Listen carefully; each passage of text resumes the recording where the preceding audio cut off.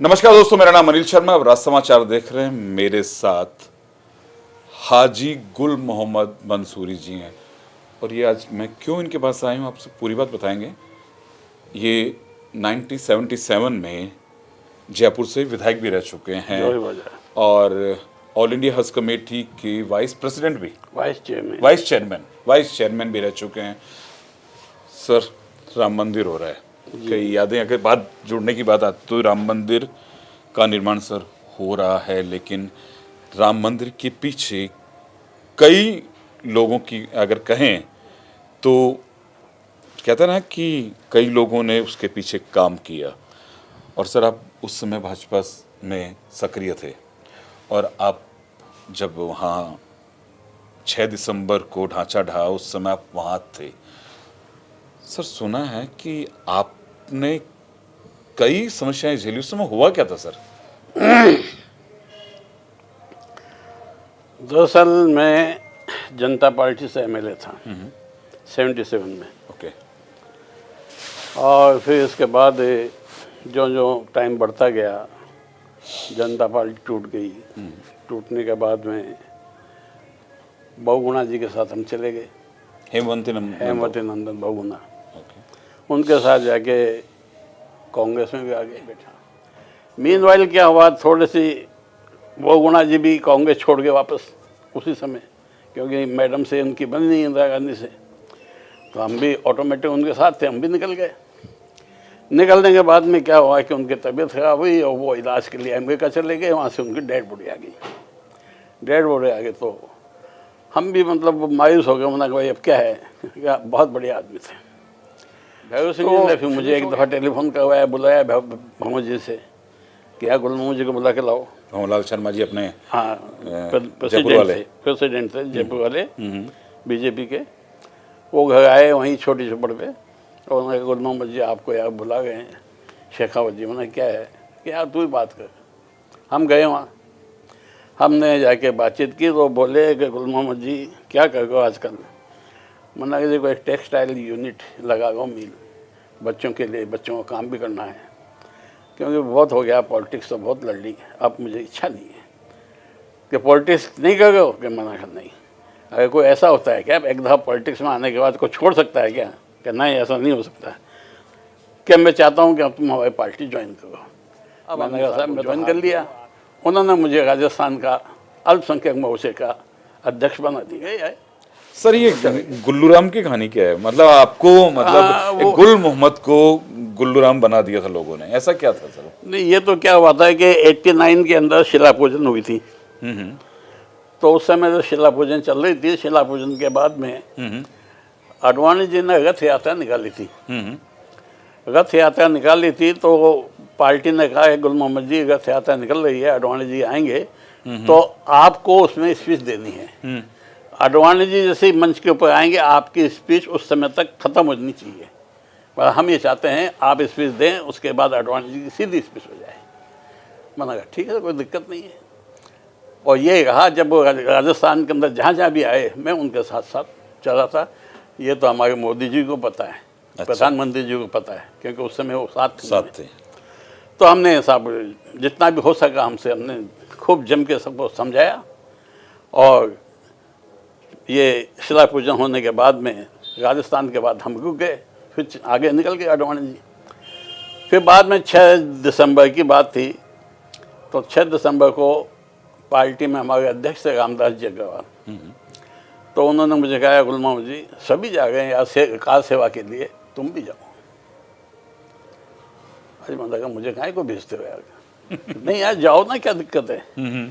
तो यही देख लेना कि वहाँ क्या स्थिति है, क्या पोजीशन है। वो हमारी बात समझ में आई। मैंने चलो देखने को तो मिलेगा क्या पोजीशन है। हम भी निकल गए। मुस्लिम आप अकेले थे और भी थे? मैं था, एक हमारे गफ़ार कवि, अच्छा, अपने अब्दुल गफ़ार नेशनल कवि हैं। हाँ। एक वो थे, एक पार्टी में फिरोजा बानो। आप तीनों थे पूरी टीम में? पूरी टीम में, हाँ। हम 3 जने निकल गए। जाने के बाद में रास्ते में परेशानी अड़चने तो आई, ट्रेन में भी काफ़ी, लेकिन पहुंच गए। हाँ पहुंच गए। 300-400 आदमी थे हम, पहुंच गए वहाँ। चतुर्वेदी जी भी साथ थे, ललित चतुर्वेदी जी ये भी साथ थे हमारे। नाथू सिंह जी भी थे, मतलब सब पूरी बड़े टीम छोटे थी। सब टीम थी पूरी। पहुंच के वहाँ फिरोजाबाद जो जगह जहाँ हमको रुकना था वहाँ रुक गए। जब वहाँ कार सेवा की काम होना था जिस दिन, उसके लिए उन्होंने कहा भाई चलो, उन्होंने कहा चलो। हम वहाँ गए, बहुत हज़ारों की भीड़ थी, बेशुमार बेतहाशा, पाँव रखने की जगह नहीं, इतनी भीड़। अब वो ऊपर मंच थे, दो मंच थे शायद, एक पे तो अडवाणी जी, उमा भारती जी, जोशी जी ये थे, और एक पे शायद गीतम्बरा जी और कोई और दूसरे अपने पार्टी के लीडर वो थे। अब वो कह रहे थे भाई, उमा भारती जी, अडवाणी जी कह रहे थे देखो आप लोगों को कार सेवा करनी है, आपकी कार सेवा ये है कि ये उधर बजरी के ट्रक पड़े हुए थे मिट्टी के, कि ये एक मुट्ठी उठा के आपको इधर डालनी है, ये आपकी कार सेवा है। मैंने कहा ठीक है सर, ये तो होना ही है। और आगे उसके चारों तरफ आरएसएस के बंधु लगे हुए थे कि भाई कोई आगे नहीं मस्जिद की तरफ जाए। लेकिन क्या है कि कुछ एक दूसरी पार्टी के लोग भी आगे घुस गए थे, लगे हुए थे, या तो वो आरएसएस के साथ मिल गए, आरएसएस की चड्डी वो नेकर पहन के खड़े हो गए, तो कोई पहचान नहीं पाया भाई अपने आरएसएस के हैं या दूसरी पार्टी के हैं। ये हादसा हुआ था वहाँ। तो जब खड़े थे सब, और जैसे ही उन्होंने चालू करने के लिए कहा तो क्या पता कहाँ से एक या दो आदमी सीधा गुंबद पे चढ़ गया, और चढ़ करके वो कुछ देकर उसको तोड़ने लग गया। तो फिर दूसरे देखे यार वो तोड़ रहा था, मैं भी जाऊँ, वो क्या मैं भी जाऊँ। तो वहाँ जैसे अंदर जाने की कोशिश करने लगे तो वहाँ संघर्ष हो गया। तो ये जो आरएसएस के अपने लोग थे, इन बेचारों ने काफ़ी कोशिश की रोकने की, लेकिन नहीं रोके, और उनके लट पतंगा भी काफ़ी हुआ। कई घायल हुए, एम्बुलेंस में हाथ के हाथ उनको पहुँचाया बेचारों को। लेकिन अब वो तो मॉब के आगे कुछ नहीं होता है। हाँ नहीं, भीड़ के आगे भीड़ तंत्र ऐसा होता है कि सब पहुंच गए मस्जिद को तोड़ने के लिए। चलिए, अब वो टूट गई। हमने देखा यार मामला गड़बड़ हो गया, अपन तो चलो। तो हम तो वहीं से बेखोलिया हो गया, हमारी कार सेवा तो यहाँ आने की कार सेवा हो गई। हम आगे जैसे तैसे रास्ते में आए, तो रास्ते में भी मालूम उनको लोगों को पड़ा ना कि ऐसा हो गया, तो वहाँ आपस में झगड़ा हो गया और गोलियाँ चल गई। हमने बड़ी मुश्किल से उस रास्ते से बच के दूसरे रास्ते निकल के गए, और जैसे तैसे जाके हम अपनी जगह पहुंच गए और रेस्ट किया। घबराहट थी, मैंने कहा दंगा बहुत ज़्यादा होगा। लेकिन खैर हम सब आने के बाद में हमने तय किया, हमने कहा क्या करना चाहिए, भाई चलना चाहिए, तो हो गया जो हो गया, मामला काम हो गया सब। तो हम भाई ट्रेन से चलो, तो समाचार आए कि ट्रेन पे पत्थर फेंके जा रहे हैं, ये हो रहा है, ऐसे अखबार में समाचार कई आए। तो हमने ये तय किया सबने बैठ के कि भाई ऐसी गाड़ी ढूंढो जिसमें उनको ये मालूम नहीं पड़े कि कार सेवक जा गए। तो हमने देखा, ये तय किया कि यार वो गाड़ियाँ चलती हैं ना, अपने जानवर लेके जाती है ट्रेन, जिस बोगी में जानवर जाते हैं, कि वो बोगी पकड़ लो अपन, और जानवर तो नहीं हो उनको निकाल दो और वो अपने लिए पैक कर दो। तो हमने ऐसी बोगी लेके, उसमें कोई जानवर इत्तेफाक से थे नहीं, हम सब जाके कार्यकर्ता उसमें बैठ गए और बंद कर लिया बिल्कुल अंदर से। अब कोई बजा वेख कर गए तो कुछ भी नहीं हो गए। रास्ते के अंदर बहुत हालत ख़राब हुई, पत्थर फेंके गए और हथौड़े चले, और जितना ही उनसे करना था बहुत लोगों ने किया। लेकिन हम जैसे तैसे जयपुर आ गए।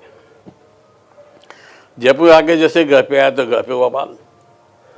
घर पे क्या हुआ था? घर पे साहब मिसेज बोली कि तुमने क्या किया। मैंने क्या हो गया कि हम तो टेलीफोन सुनते सुनते पागल हो गए, इतने टेलीफोन आ गए हैं, इतनी गालियां खा गए हैं। मैंने कहा तुमने क्या अंदाज किया? कितने फोन आए होंगे? करीब 4 से 5 हज़ार तक। 4 से 5 हज़ार? मतलब काफ़ी दिनों तक चलता रहा, ये कोई एक ही दिन की बात नहीं है, काफ़ी दिनों चलता रहा। और हम ये कहते फिर मतलब जो टेलीफोन आते और मैं भी सुन लेता, तो मैं उनसे कहता, मैंने कहा भाई बहुत अच्छा है, तुमने इतनी गालियाँ हमें दी हैं, आपका धन्यवाद। यानी खूब धमकियां आई? खूब धमकियाँ जितनी दे सकते थे, सुनने की भी क्षमता होती है। लेकिन हम उनको ये कहते हैं मैंने कि शायद हमने बहुत गुनाह किए होंगे, और तुम इतनी गालियाँ दे रहे हो ना, तो मालिक हमारे गुनाह ख़त्म कर गया है। मैंने कहा अच्छा दिया। हाँ, कहते हैं कि मैंने भी अपने बड़ों से सुना है कि अगर कोई आपको सामने वाला गाली देता है तो आपके गुनाह कम होते हैं भाई। तो मैंने कहा हमने बहुत गुनाह किए होंगे जो झड़ रहे हैं, भाई ये तो उसी की उसी का कर्म है तुम्हें। तो वो चुप हो जाता, बंद कर देता। तो मिसेज भी बोली, उन्होंने कहा जी क्या कर रहे हो, ये क्या कर दिया, मैं तो मेरे पिया जाती हूँ, क्योंकि उस समय लैंडलाइन थी, मोबाइल नहीं थे, तो लैंडलाइन तो घर पे रहती, मोबाइल हम बाहर निकल जाते तो कहाँ से सुनते, और मिसेज थी वो सुनती और उनको ये गालियाँ पड़ती। तो फिर मैंने एक तो भैरू सिंह जी से कहा, मैंने कहा जी हालात बिगड़ गए और हमारे पास कभी भी अटैक हो सकता है, क्योंकि इतने तो टेलीफोन आएगा, पता नहीं कितने का आएंगे। तो उन्होंने फ़ौरन 2 गार्ड तो एक लगाए यहाँ घर पे, और 1 गार्ड का तुम्हारे साथ रहेंगे। 3 गार्ड लगाए उन्होंने। गार्ड चले 3-4 साल, जितना भी चल सका। तो इसके बाद हमारे मिलने वाले वो एक मुफ्ती के पास पहुँचे कोटा के साहब, जो गुल मोहम्मद जी गए थे वहाँ, मस्जिद तोड़ के आए हैं, क्या होना चाहिए इसका अंजाम, ये बताएं। मुफ्ती ना समझ, कहते हैं भाई जो मुसलमान हैं गुल मोहम्मद जी और ये मस्जिद तोड़ आए तो इस्लाम से खारिज हो गए, यानी आप इस्लाम से निकाल दिया गया, निकाल दिया है ना, आप गए मुस्लिम हो गए, मुसलमान नहीं गए, आपके साथ मिला दिया हमें। अब न तो कोई शादी ब्याह में बुलावे, यानी ये उन्होंने तय कर लिया भाई। तो लोग आपको गुल्लू राम कहने लगे थे क्या? वो तो बात की थोड़ा जब ये चालू हो गया ना, अच्छा हाँ, तो नाम तो कोई नाम क्या कहे, कोई गालियाँ भी देता था, कोई गुल्लू राम भी कहता था, कोई गुल्लिया भी कहता था, कुछ भी कह देता था। यानी एकदम दुश्मन से हो गए थे दुश्मन लोग। हो गए, बिल्कुल दुश्मन हो गए। अच्छा, फिर तो उसके हमने बाद कहा, मैंने कहा यार मतलब बड़ी प्रॉब्लम हो गई है। तो फिर कुछ दिन जैसे निकले, कब्रिस्तान नहीं जाने दे। आप ये देखिए, कब्रिस्तान पे किसी का हक नहीं है, लेकिन नहीं जाएंगे, आप नहीं जाएंगे। बड़ी प्रॉब्लम होगी साहब, बच्चे कहे कि कौन सी वबाल में फंस गए ये। भाई लोग हमारे साथ थे, हमारे भाई हो गया 8 भाई हैं। अच्छा, परिवार साथ था। परिवार सब साथ था हमारे, कोई दिक्कत नहीं है। और परिवार के और दूसरे भी जो रिश्तेदार वो सगे संबंधी सब साथ थे, लेकिन फिर भी उनमें मलाल था कि क्यों चले गए।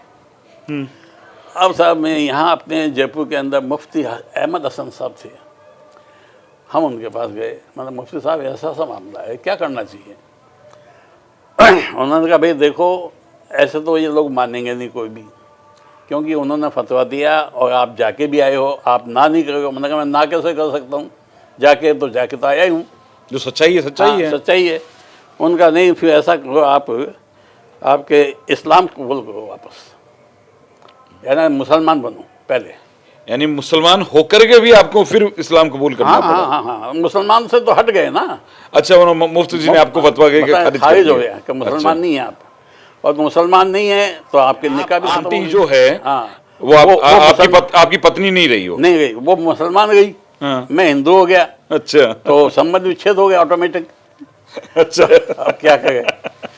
तो उन्होंने कहा इसलिए सबके आवाज़ बंद करने के लिए देखो एक काम करो कि आप पहले कलमा पढ़ो और मुसलमान बनो और उसके बाद निकाह कर लो दोबारा। तो हमने सब कहने उनका जो रास्ता बताया उसके हिसाब से हमने काम कर लिया वापस। तो वो हो के फिर उसके बाद ही वो गालियाँ करना, ये करना, अब रुकी नहीं। गुल्लू राम, गुल्लिया, कोई क्या अनाप शनाप बात बोलता गए, आई समझ में। वो करने के बाद भी? हाँ, वो तो चलता है काफ़ी दिनों तक, वो ख़त्म नहीं हुआ। तो ये होने के बाद फिर क्या हुआ साहब के चलता है, हम भी परेशान।